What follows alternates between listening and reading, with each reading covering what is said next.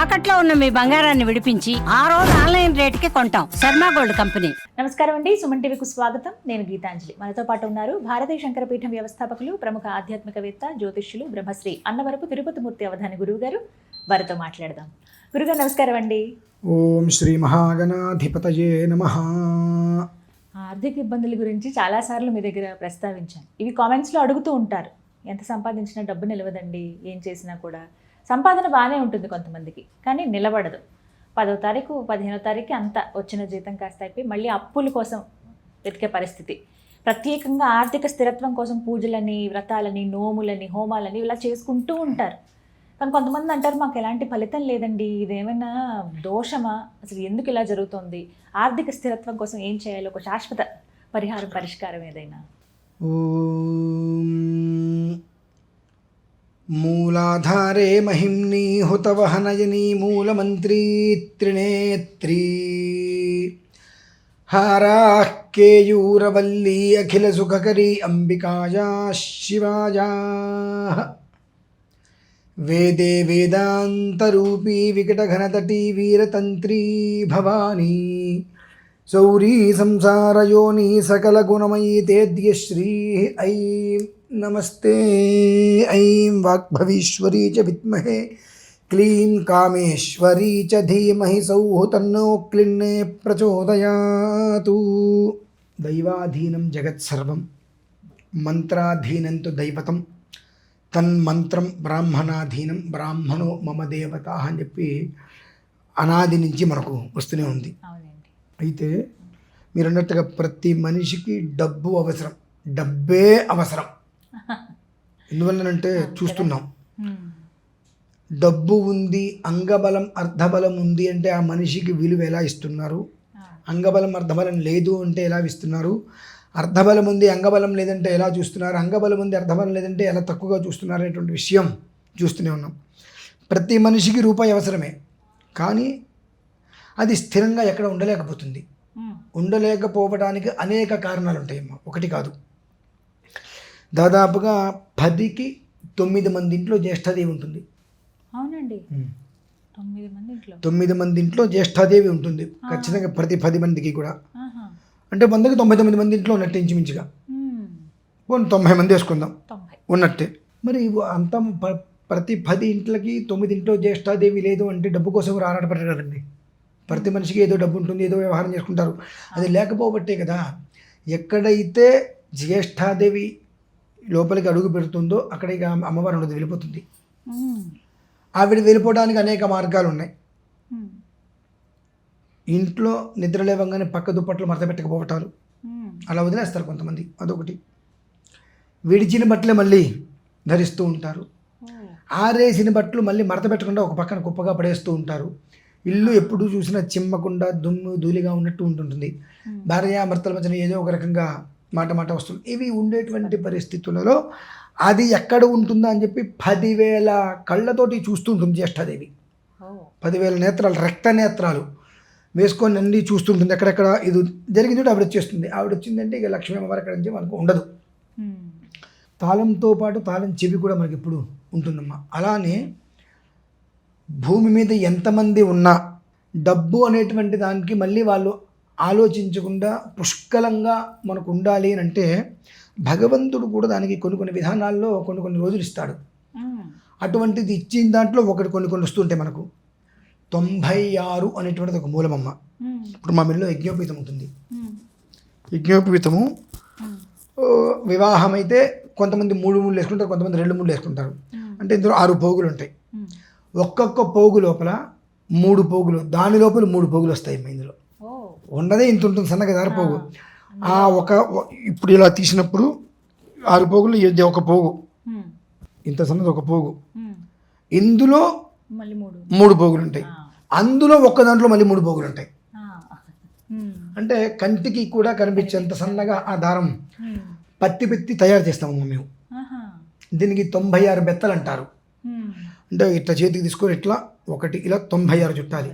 ఇలా 3 96లు, ఇలా దానికి 96 చుట్టి 3 96 దానికి 30 వేసి తయారు చేస్తారు. ఆ 96 అనేటువంటిది మనిషి వృద్ధికి మూలం. అటువంటిది 96 సంవత్సరాల అనంతరం ఫాల్గుణ బహుళ అష్టమి మనకు వచ్చిందమ్మా. రేపు 11వ తారీఖు పాల్గొన్న బహుళ అష్టమి, మార్చి 11. మార్చి 11 పాల్గొన బహుళ అష్టమి. ఆ అష్టమి రోజు నాడు మనకు జ్యేష్ఠ నక్షత్రం. ఇప్పుడు ఏ జ్యేష్ఠ దరిద్రదేవత జ్యేష్ఠ అని చెప్పుకున్నామో అదే నక్షత్రం, బుధవారం ఇది కలిసి వచ్చింది. ప్రతి మనిషి ఇక జీవితంలో మనకు డబ్బు అనేటువంటి విషయంలో సమస్య ఉండవద్దు అని అనుకుంటే 2 విధానాలు. ఒకటి, ఆ రోజు నాడు ప్రతి మనిషి ఇంట్లో చక్కగా రంగవల్లి ముగ్గు వేసుకొని 8 కలశాలు అష్టలక్ష్ముల్ని ఆవాహన చేసుకోవడం. ఎందువలనంటే ఒక మనిషి దగ్గర 7 లక్ష్ములు లేకపోయినా మళ్ళీ ఒక్కొక్కటి సంపాదించుకోవచ్చు. 7 ఉండి 1 లక్ష్మి లేకపోతే మన భర్తకి ఏంటి ఉపయోగం లేదు. ధైర్య లక్ష్మి నిజమే, ఉండాలి.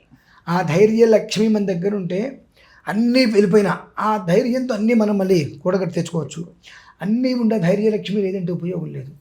అంటే అష్టలక్ష్మి ఆరాధన చేసుకొని చక్కగా కలశ స్థాపన చేసుకొని 8 మందిని విడివిడిగా సమానతంత్రంగా కలిసి కాకుండా ఏ కలశానికి ఆ కలశం విడివిడిగా అర్చన చేసుకుని అమ్మవారికి క్షీరాన్న నివేదన చేసుకొని సదైవీం సంపదమాప్నోతి అనేటువంటిది ఏ కలశానికి ఆ కలశం దగ్గర అమ్మవారి దగ్గర 108 దగ్గర జపం చేయటం 108, అమ్మవారి దగ్గర పాలు అక్షతులు తీసుకొని పాలతో అమ్మవారి దగ్గర వదిలిపెట్టడం.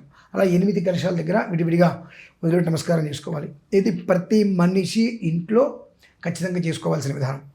అలాగే అదే రోజు నాడు మన భారతీయ శంకరపీఠం నుంచి కూడా తిరుమల క్షేత్రంలో కొండ మీద అష్టలక్ష్మి మహాయాగం చేస్తూనే ఉంది. 11వ తారీఖు తిరుమల క్షేత్రంలో కొండపైన అష్టలక్ష్మి మహాయాగం ఆ రోజు కూడా నిర్వహించడం జరుగుతుంది. ఎంతమంది అయినా సరే డబ్బు అనేటువంటిది అందుబాటులో లేక డబ్బు అనేటువంటి పదం గురించి ఇబ్బంది పడుతూ ఇది లేదు అంటే డబ్బు లేకపోతేనే ఒక వస్తువు నీ దగ్గర ఉండదు. డబ్బు అనేటువంటిది నీ దగ్గర ఉంటే ఇది లేదు అనేటువంటిది ఉండదు. ఆ డబ్బు మితం దాటి అమితంగా వెళ్తే ఇక మనశ్శాంతి కూడా లేకుండా పోతుంది. అది ఎంతవరకు కుటుంబం నిర్మితానికి కుటుంబ విధానానికి జీవన మార్గానికి అవసరమో ఆ అవసరానికి తగ్గట్టుగా కడుపు నిండా తిండి, కంటి నిండా నిద్ర, చేతి నిండా వర్క్, ఈ 3 సంపూర్ణంగా అమ్మవారు అనుగ్రహించేటువంటి మహాపర్వదినం ఫాల్గుణ బహుళ అష్టమి. మనకు లలితా సహస్రనామంలో కూడా అష్టమి చంద్ర విభ్రాజ దలిక స్థల శోభిత ముఖ చంద్రక లంకాభమృగ నాభి విశేషక అని చెప్పి ఆ అష్టమి గురించి చాలా విశేషంగా అందులో చెప్పబడి ఉంది. ఈ లలితా సహస్రనామం మొత్తం మీరు తీసుకోండి, ఏ చరణానికి ఆ చరణం 32 అక్షరాలు ఉంటాయి. శ్రీమాత శ్రీ మహారాజ్ని 8 అక్షరాలు. అంటే 8 అనేటువంటిది మనిషికి కాలచక్రం లాంటిదమ్మా. 8 అనేటువంటిది మనిషికి కాలచక్రం. పడిపోయిన చోట మళ్ళీ లేవటం. మనం ఎక్కడ పోగొట్టుకున్నాం అక్కడ వెతుక్కోవాలి, ఇక్కడ పోగొట్టుకుని అక్కడ వెతుక్కుంటే దొరకదు. అటువంటిది నువ్వు ఎక్కడ పోగొట్టుకున్నప్పటికీ కూడా ప్రతిదీ కూడా నీకు తీసుకొచ్చి మళ్ళీ నీ పొత్తిళ్ళల్లో కూర్చోబెట్టే మహత్తరమైన పర్వదినం ఏదైనా ఉన్నది అంటే అది అష్టమి, ఫాల్గుణ బహుళ అష్టమి 11వ తారీఖు మార్చి. అయితే చతుషష్ఠి ఉపచారాధ్య చతుషష్ఠి కళామయీ మహాచతుషష్ఠి కోటి యోగిని ఘనసేవిత అని చెప్పి మను విద్య, చంద్ర విద్య, చంద్రమండల మధ్య అని చెప్పి మనకు అందులో ఇచ్చింది. ఇదేమిటంటే 64 ఉపచారాలు జరుగుతాయి మా తిరుమలలో చేసేదంటారు. ఆ అష్ట కలశాలు పెట్టినప్పుడు 64 ఉపచారాలు అక్కడ జరుగుతాయి. అలాగే దీనివలన ఏమిటి అంటే మనిషి జీవితంలో మనిషికి కావాల్సినవి 64 యోగాలు. ఆ 64 యోగాలు వస్తాయి. మనిషి నుంచి వెళ్ళిపోవాల్సింది 64 దుర్యోగాలు. మొత్తం నేను మీకు వివరంగా చెప్తానండి. 64 దుర్యోగాలు, 64 యోగాలు. ఈ 64 యోగాలు మనకు వస్తాయి, 64 దుర్యోగాలు మన నుంచి వెళ్ళిపోతాయి. మన నుంచి 64 దుర్యోగాలు వెళ్ళిపోయినాయి అంటే మనకన్నా అదృష్టవంతుడు ఇంకెవరు ఉంటారండి? మనమే అదృష్టవంతులు అయిపోతాం. ఇంకా అటువంటి అద్భుతమైన స్థితి. అదే రోజు నాడు ఈ అష్టలక్ష్మి మహాయాగమనందు కోటి విప్పపువ్వమ్మ, కోటి విప్పపువ్వుతో మధుపుష్పము అంటారు. ఆ కోటి మధుపుష్పంతో అమ్మవారికి హోమం చేయడం జరుగుతుంది ఆ రోజు కొండ మీద. చాలా అద్భుతంగా స్వామివారి యొక్క పరిసరాలలో కొండ మీద 11వ తారీఖు ఉదయం 8:30 ప్రారంభమవుతుంది. ఇంచుమించుగా 2:30, 3 అవుతుందమ్మా అయ్యేటప్పటికి పూర్తిగా. ఇప్పటివరకు కూడా మొత్తం అష్టకలశ స్థాపన, అష్టకలశ ఆరాధన చేసి ఇందులో ఎవరైతే నాకు ఈ సమస్య ఉంది, సమస్య ఏదైనా సరే 64 విధానాలు అనుకున్నాం కదా, కాబట్టి ఈ 64 యోగాలు నేను సిద్ధి పొందాలి, 64 దుర్యోగాలు నా నుంచి బయటికి వెళ్ళిపోవాలి అనేటువంటి ఒక ఆలోచన కలిగిన వ్యక్తులు అందులో పాల్గొనే వారికి మనము అమ్మవారి దగ్గర అర్చన చేసి సంపాతాద్యము అని తీస్తామమ్మ. సంపాతాద్యం అంటే ఇప్పుడు ఒక మూలమంత్రంతో హోమం చేస్తాం అమ్మవారికి, ఆ నెయ్యి మొత్తం అమ్మవారిలో పడిపోతుంది, ఆ హోమగుండంలో అమ్మవారికి స్వాహాకారంగా వేసేస్తాం. ఆ చివరి ఒక బొట్టు ఉంటుంది, ఆ బొట్టు ఇవేవైతే కనుక రూపులు అమ్మవారికి మనం చేస్తున్నాము ఆ రూపులు మొత్తం అక్కడ పెట్టి ఆ నెయ్యి అమ్మవారి రూపుల మీద వేస్తాం ఒక చుక్క, దాన్ని సంపాతాద్యము అని అంటారు. ఆ సంపాతాద్యంలో అమ్మవారు పూర్తిగా స్థిరపడిపోతుంది ఆవిడ. ఆ తర్వాత ఆ రూపుల్ని అష్టలక్ష్మి రూపుల్ని అందరికీ కూడా అక్కడ ఎంతమంది వస్తే అంతమందికి మిగిలిన వాళ్ళకి పోస్ట్లో పంపించడం అనేటువంటిది జరుగుతుందమ్మా. ఇవి 64 అన్నాం కదా, ఇవి మొత్తం కూడా ఒక్కొక్క దానికి 8 విధానాలు ఉంటాయమ్మా. ఇందులో ప్రధానంగా అష్ట దరిద్రాలు, అష్ట అరిష్టాలు, అష్ట వ్యాధులు, అష్ట దుర్యోగాలు, అష్ట అభాగ్యం, అష్ట దుర్నిమిత్రాలు, అష్ట దుర్దోషాలు, అష్ట శాపములు అనేటువంటిది పూర్తిగా తొలగిపోతాయి. ఈ 8 ఒక్కొక్క దానికి 8 ఉంటాయమ్మా. ఒక్కొక్క దాంట్లో 8 ఆపాదింపబడతాయి. ఇవి 8 కూడా మన దగ్గర నుంచి పోతాయి. మరి మనకు వచ్చేవి ఏమిటి అనేటువంటి విషయం చూసుకుంటే అష్ట యోగాలు, అష్ట ఐశ్వర్యాలు, అష్ట సిద్ధులు, అష్ట ఆరోగ్యాలు, అష్ట సంపదలు, అష్ట గుణములు, అష్ట సౌభాగ్యాలు, అష్ట వాంఛితములు అంటారు. అంటే వాంఛితములు అంటే అనేక రకాలుగా మనం కోరికలు కోరుతూ ఉంటాం ఇలా కావాలని చెప్పి. ఇలా ఈ 64 మనకు సంప్రాప్తమవుతాయి.